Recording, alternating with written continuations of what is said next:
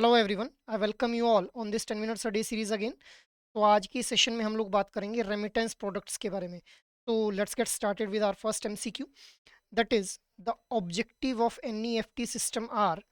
Option A is to establish an electronic fund transfer system to facilitate an efficient, secure, economical, reliable, and expeditious system of funds transfer and clearing in the bank sector throughout India. Option B is to relieve the stress on the existing paper-based fund transfer and clearing system. Option C is both A and B. Option D is none of the above. So देखिए, NEFT system से regarding यहाँ पे question frame किया गया है। NEFT क्या है? National electronic fund transfer. So बताइए what should be the right answer for this question guys. The right answer will be option C itself, that is both A and B. अब देखिए, NEFT के द्वारा जो है वो फंड्स को electronically transfer किया जा सकता है सिक्योर वे के अंदर, और 24/7 जो है वो इस सर्विसेज को जो है वो प्रोवाइड करवाया जाता है कस्टमर्स को। इसके अलावा ये जो एनईएफटी सिस्टम था, इसका ऑब्जेक्टिव क्या था कि जो फंड ट्रांसफर करने के लिए जो प्रोसेस है, that is paper based process, उसको जो है वो इलेक्ट्रॉनिक प्रोसेस के अंदर कन्वर्ट करना। So these both are the objectives of NEFT system. Moving ahead, next one is the characteristics of RTGS are. Option A is remittances and fund transfer are transmitted through a series of process inputs and travel from customer end to the beneficiary end. Option B is remittances are communicated through a structured messaging process. Option C is settlement for the message is made on the gross basis from liquidity maintained by the sender bank with the settlement bank. Option D is remittances are credited on a dynamic basis and settlement are also made on the dynamic basis. Option A is all of the above. तो देखिए, अब ये जो next question है, it is being framed from RTGS, that is real time gross settlement, जहाँ पे आप लोगों की जो ट्रांजैक्शन होगी पेमेंट्स की, वो जो है वो रियल टाइम के अंदर ही सेटलमेंट हो जाएगी उसकी। एनईएफटी के अंदर हम लोगों को क्या देखने को मिलता है, वहाँ पे बैचेस बनवाए जाते हैं, बैचेस में जो है वो ट्रांसफर ऑफ फंड्स को किया जाता है, बट आरटीजीएस में रियल टाइम के ऊपर जो है वो फंड्स की प्रोसेसिंग कर दी जाती है। तो आरटीजीएस की कैरेक्टरिस्टिक्स के बारे में यहाँ पे स्टेटमेंट्स दी गई हैं। What should be the right answer for this question? Right answer will be option E itself, that is all of the above.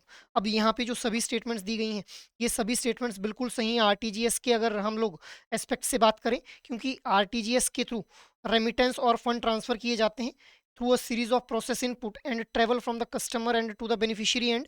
Customer और बेनिफिशियरी के बीच में फंड ट्रांसफर के लिए आरटीजीएस का यूज़ किया जाता है, और स्ट्रक्चर्ड मैसेजिंग प्रोसेस का यूज़ हम लोग जो है वो आरटीजीएस के अंदर करते हैं रेमिटेंस करने के लिए। रेमिटेंस का मतलब ही क्या है?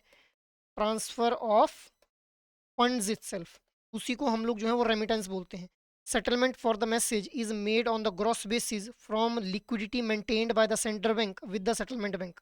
अब जो भी इंडिविजुअल, जैसे मान लो ए कोई कस्टमर है, वो बी कस्टमर को जो है वो पैसे भेज रहा है, सो ए कस्टमर का जो बैंक होगा, उस बैंक के द्वारा जो है वो सेटलमेंट बैंक के साथ जो है वो लिक्विडिटी मेंटेन की गई होगी, जिसके बेसिस पे वो ग्रॉस बेसिस के ऊपर जो है फिर सेटलमेंट का जो है वो मैसेज जो है वो भेज दिया जाएगा। Settlement for the message is made on the gross basis from the liquidity. अब ये जो ग्रॉस बेसिस के ऊपर सेटलमेंट हो रही है, किस वजह से हो पा रही है? जो कि लिक्विडिटी मेंटेन की गई है by the sender bank with the settlement bank itself. और यहाँ पे जो फंड को ट्रांसफर किया जाता है वो बहुत ही डायनेमिक बेसिस के ऊपर किया जाता है। सो यहाँ पे सेटलमेंट भी हम लोगों को फिर डायनेमिक बेस पे ऊपर देखने को मिलती है। डायनेमिक बेस का मतलब क्या है कि जब मर्जी आप लोग जो है वो फंड्स को ट्रांसफर कर सकते हैं। तो that is why option E is the right one. Moving ahead, the term EFT means which of the following? Your options are electronic foreign transfer, electronic financial transfer, electronic fund transfer, या फिर electrical fund transfer. तो what should be the right answer for this question? The right answer will be option C itself, that is electronic fund transfer, EFT, जिसको launch किया गया फिर जब ये globally जो था वो मतलब होल इंडिया के अंदर इसको जब इम्प्लीमेंट कर दिया गया, तो इसी को हम लोगों ने क्या बोल दिया? NEFT बोल दिया था, नेशनल इलेक्ट्रॉनिक फंड ट्रांसफर बोल दिया। Moving ahead, the advantages of ECS payment are no need for issuing any cheque to the beneficiary, payment default will not happen if there is sufficient balance in the account, no follow up needed by the beneficiary as payment will be received automatically based on the mandate obtained.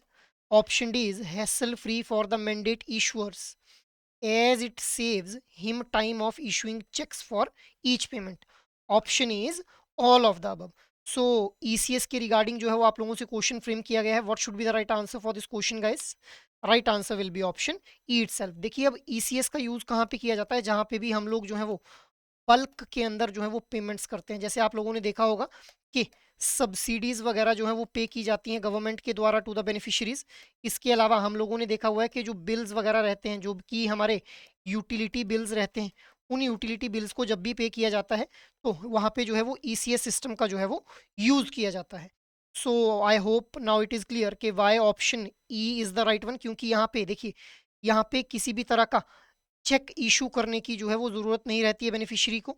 इसके अलावा जो payments हैं वो payment के अंदर default होने के chances जो हैं वो कम रहते हैं. बिकॉज़ ये पेमेंट तभी हो पाएगी whenever there will be a sufficient balance in the account. क्योंकि सेविंग्स अकाउंट के साथ ये लिंकअप रहती हैं, या फिर जिस भी अकाउंट को आप लोगों ने जो है वहाँ पे रजिस्टर किया हुआ है. नेक्स्ट इज़ किसी भी तरह का फॉलो अप लेने की ज़रूरत नहीं है. क्योंकि ऑटोमेटिकली जैसे मान लो मैंने जो है वो इंस्ट्रक्शन दे रखी है कि भाई फर्स्ट ऑफ एवरी मंथ मेरे अकाउंट से जो है वो इतना अमाउंट जो है वो डेबिट हो जाना चाहिए. तो ऑटोमेटिकली जो है वो यहाँ पे ट्रांजेक्शन हो जाती हैं, जो कि मैंडेट दिया गया होता है by the users. Next is hassle free for the mandate issuers as it सेम्स him time of issuing cheques for each payment. हर एक पेमेंट के लिए चेक इशू करने की जरूरत नहीं है. मैंडेट्स जो इशू किए गए हैं, जो मैंडेट दिए गए हैं यूजर्स के द्वारा, उन्हीं मैंडेट के बेसिस पे जो ट्रांजेक्शन को प्रोसेस कर दिया जाता है. That is why option E is the right one. Moving ahead, which of the following statement is correct about India's payment system? India is categorized as a leader or strong in more than 50% indicator of the benchmark report. India is in leadership position in large payment system and fast payment systems. India is weak on certain indicators such as people per ATM या फिर point of sales terminal. Option D is all of the above. So what should be the right answer for this question? The right answer will be option D itself. सो ये सारी statements जो हैं वो बिल्कुल सही दी गई हैं, जो कि इंडिया के पेमेंट सिस्टम के ऊपर जो रिपोर्ट आई है उस रिपोर्ट से इस क्वेश्चन को फ्रेम किया गया है. आपके बुक के अंदर ये रिपोर्ट गिवन है, तो वहीं से इस क्वेश्चन को जो है वो फ्रेम किया गया है कि इंडिया जो है वो बहुत ही एक स्ट्रॉन्ग पोजीशन में है अगर हम लोग पेमेंट सेटलमेंट सिस्टम्स की बात करें.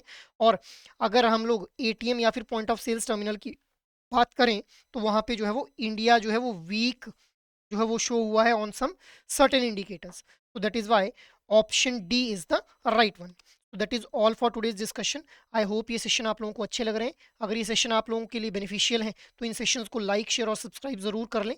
और अगर आपकी कोई भी क्वेरी है तो आप लोग मेल कर सकते हैं hello@edutap.co.in के ऊपर. जय हिंद.